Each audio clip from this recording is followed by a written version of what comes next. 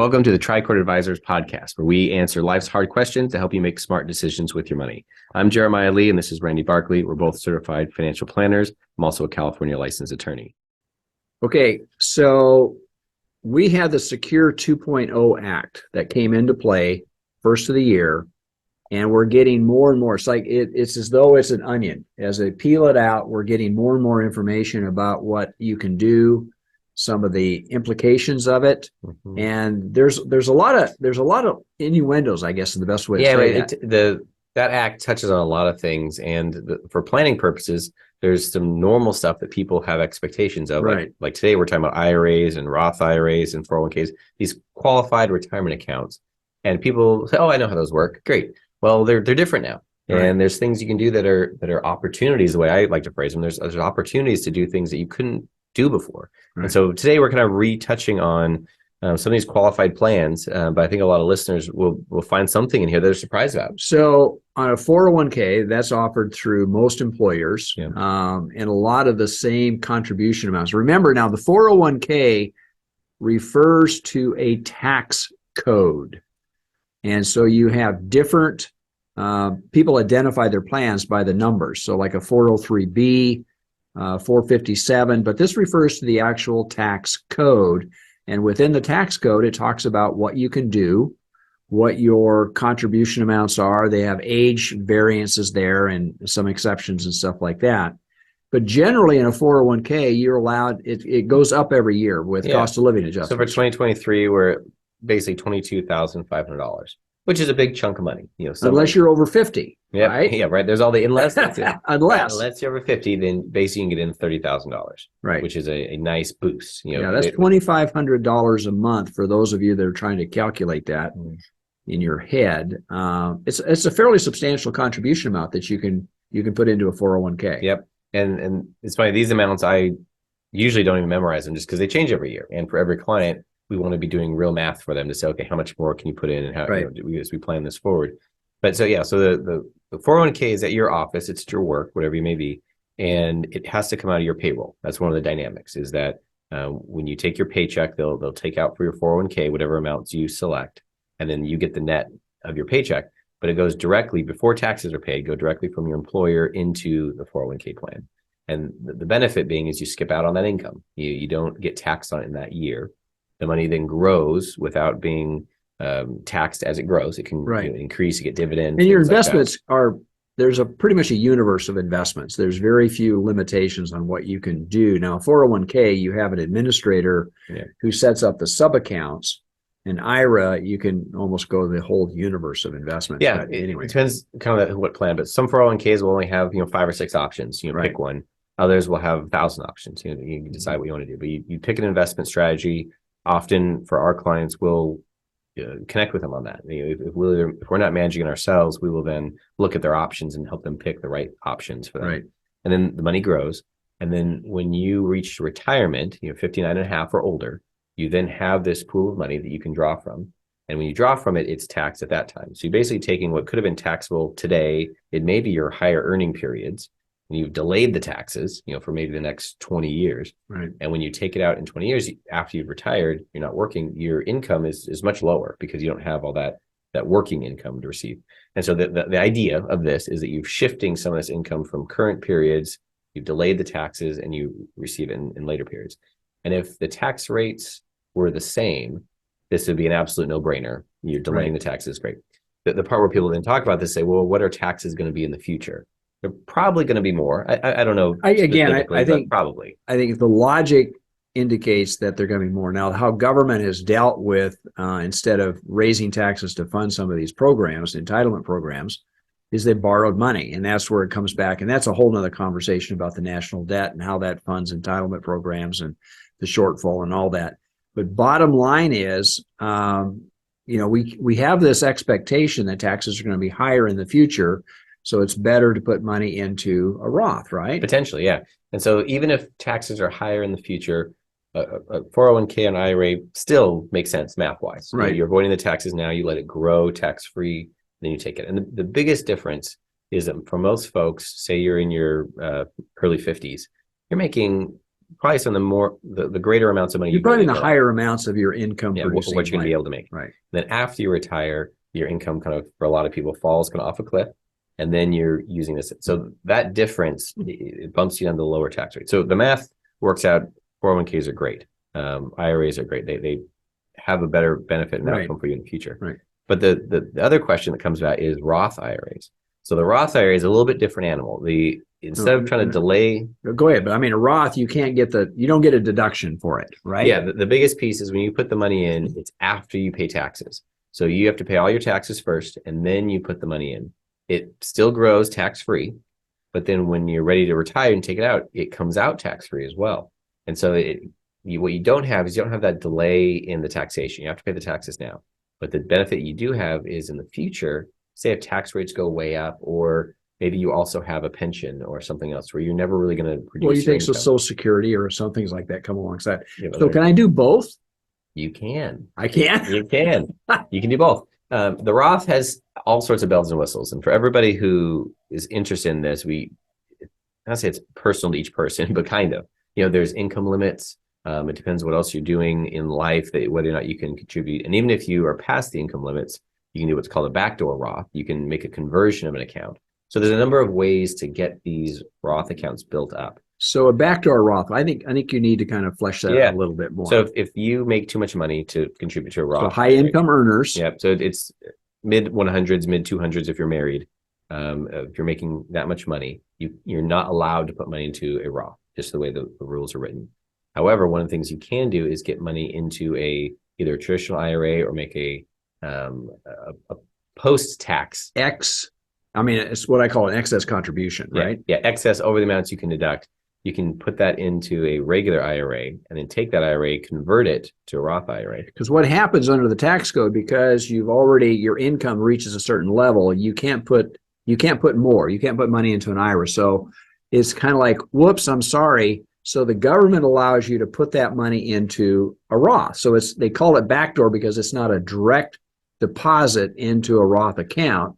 It goes into an IRA account that you really don't qualify for because of your income that you're making. So then the IRS allows you then to convert, right, to redirect that money into a Roth. So they refer to it as a backdoor Roth. Yeah, it still gets you the end result. And every year Congress, looks at these rules, and in recent years they've quote unquote blessed them by leaving this quote, I guess, right. loophole. They just leave it alone. However, there's always concern that they'll change that. But the Roth, the benefit for especially people who are millennials or people who are earlier in their careers, 30s, 40s, the benefit of this is you put the money in now and you're paying, people call it Trump era tax rates, or at least lower tax rates currently. And then you let it go, and no matter what the taxes become in the future, you don't have to pay them. So that's kind of getting the money into it. And a key piece, which is probably a good transition point, is how you get the money out of these plans. Right. One of the massive benefits of a Roth IRA, which is kind of hard to understate it, but when the money grows, you get now to retirement, say you're mid 70s, you don't have required minimum distributions. With other accounts, you have to take out a certain amount of money every year once you reach the certain age, it's 73 to 75, depending what years you were born. But you have to take money out, whether you need it or not. You kind of are force-fed these funds. In a Roth, you don't have any RMDs. So you can use the money, as people kind of think about it, it's my money, I'll use it when I want to. There's a benefit there. So if you don't need the money, you just hold on to it. The second benefit, and this one is a more recent years, is if someone passes away and has a large 401k and their kids inherit the 401k from them.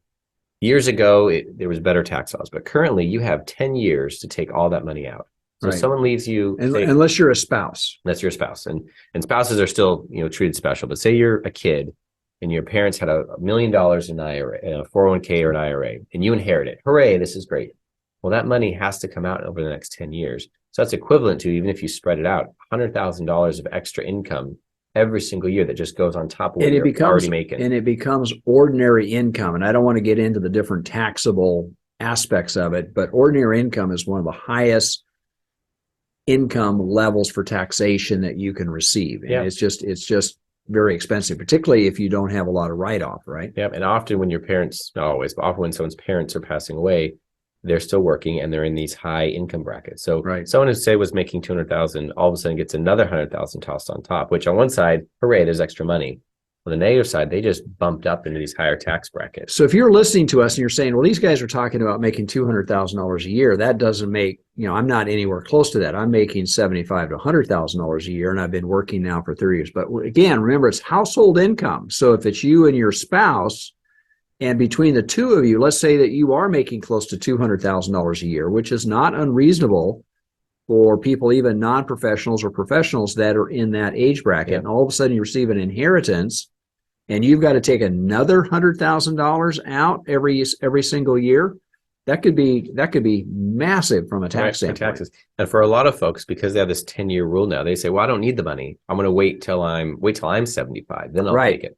But that's not how the rules work. No. You have this 10 years. But the benefit of the Roth IRA, and just one of these striking things, is it doesn't have that same rule. You still have to take the money out of the account. You still got to take it over a 10-year period, right? It's not taxed in the same way. Oh, wait a minute. Okay, it's so great. I get my cake and eat it too? You do. All right. And the issues are getting, for Roth generally, is getting the money into it. It's not as easy to get the money in because there's rules, requirements, and you have to pay taxes.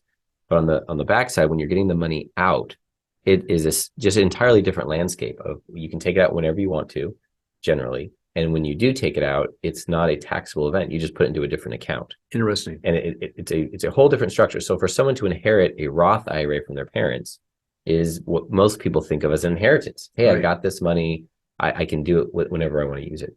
Whereas when people inherit a 401k and IRA from their parents, recently, the clients we've had, it almost becomes this burden to say, I'm really excited I got this inheritance. However, these taxes, they're going to flatten me over the next few years. And we've had to do a lot of planning with folks to try and spread out and make the taxes as reasonable as possible. Right.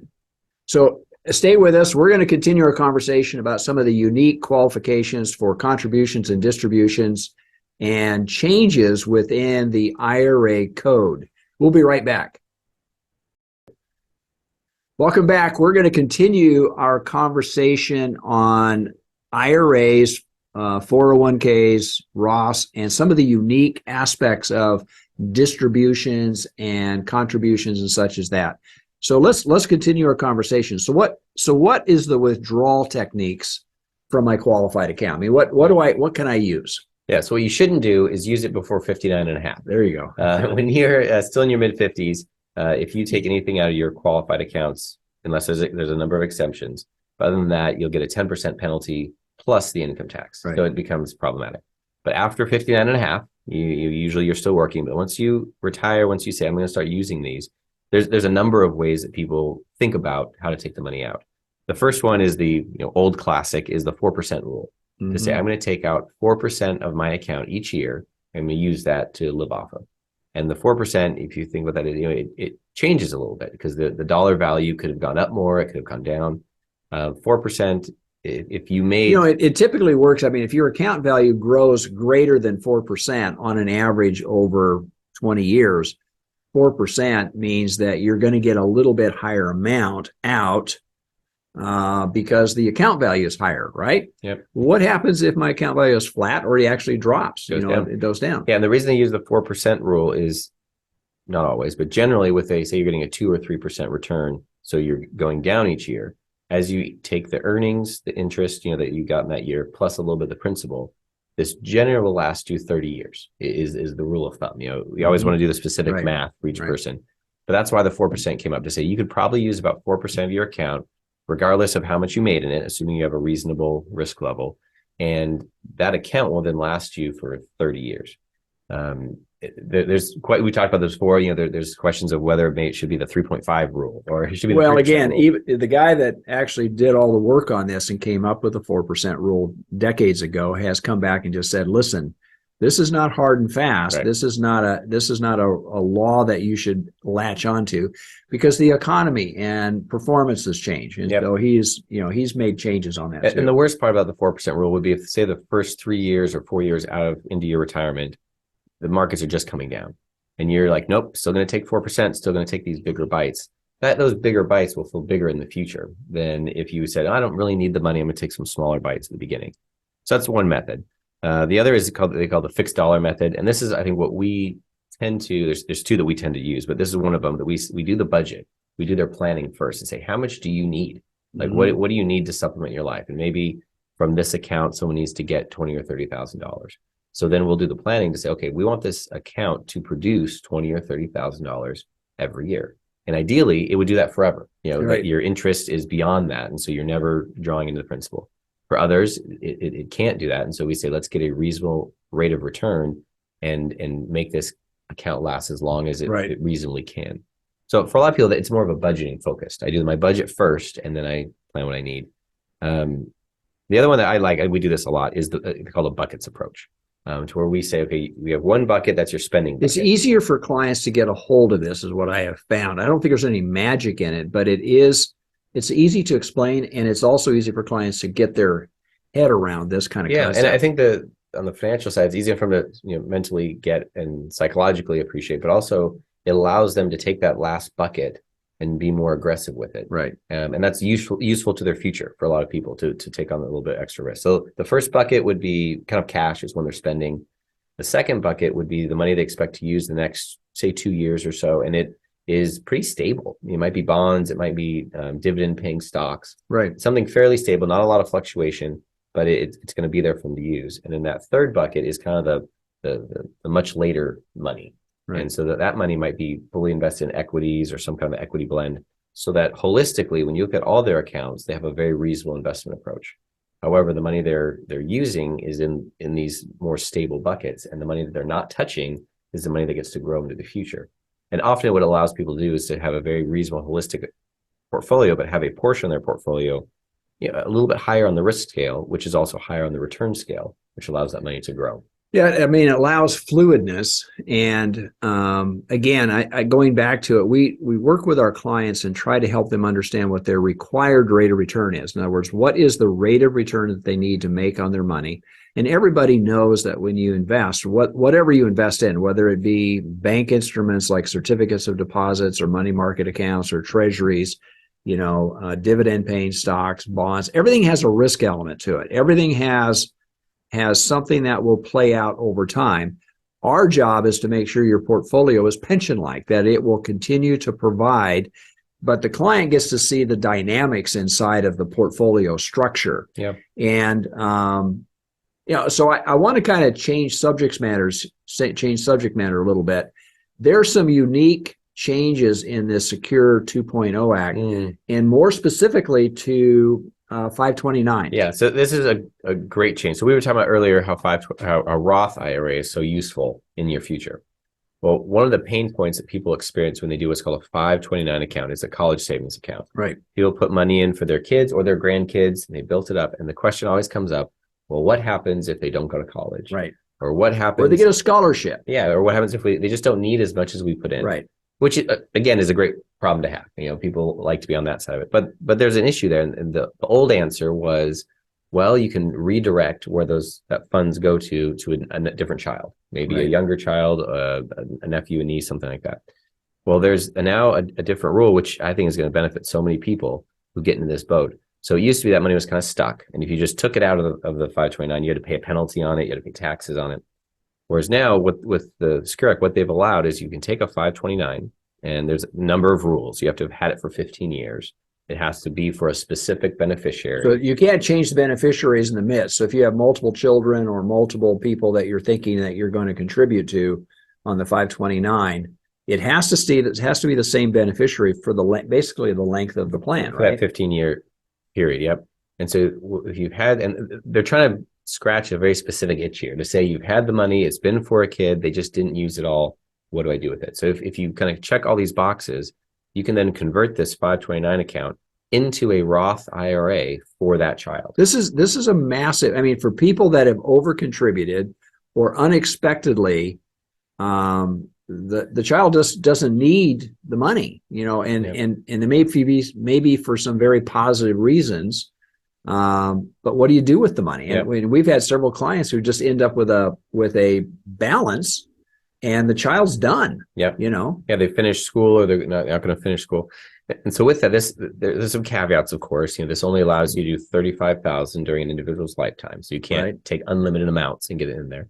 The other caveat is, in order to, as you transition the money out of the 529 into the Roth IRA, the beneficiary has to be working. They have to have some earned income, and you're subject to the normal basically $6,500 a year rule. Right. So it's a little bit of planning to say, okay, they finished college, they're not going back. We want to start converting this into a Roth.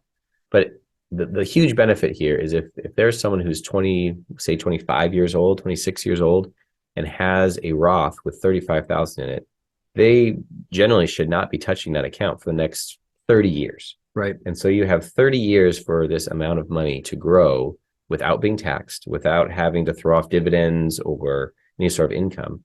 And when they then reach retirement, they're going to have an account that's grown, increased, and expanded. Right. And when they take that money out, it's coming out tax-free. Free. And that's really if you have a 30-year, we talked about it in a previous program, if you would invested $100 in the S&P 500 in 1990, that $100 now would be worth $2,000. Can you imagine if you just started a Roth, left it alone for 30 years, and all of a sudden now you've got this massive growth, not by being what I consider unusually smart, but just investing in the general market and allowing that money to grow. And it's all tax-free, and it comes out tax-free at the other end. Yeah. That's a phenomenal gift to a young person just entering into life. I mean, they don't even know how much of a gift that is to them. Right. And you're kind of providing for their, down the road future. And And the nice part is a student or someone who's 25 technically could reach in and grab it, and it's in their name. And there's all sorts of it's not protected or blocked.